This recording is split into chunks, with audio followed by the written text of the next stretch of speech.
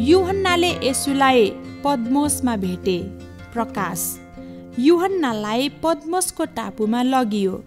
सुसमाचार विस्तार गरेका कारण केही मानिसहरू यूहन्नालाई मन पराउँदैनथे। तिनीहरूले उनलाई पद्मोसको टापुमा लगे। पद्मोसको टापुमा यूहन्नाले प्रार्थना गरे र येशूलाई विश्वास गर्ने मित्रहरूलाई पत्र लेखे। एक दिन येशू यूहन्ना कहाँ आउनुभयो। येशूका आँखाहरू ज्वाला झैँ चम्किरहेका थिए। उहाँको स्वर उर्लदो पानीको आवाज जस्तै थियो। उहाँको मुहार चम्किएको सूर्य जस्तै थियो। मण्डलीहरूका तिम्रा मित्रहरूलाई पत्र लेख ताकि उनीहरूले परमेश्वरलाई चिनुन् र प्रेम गरून्।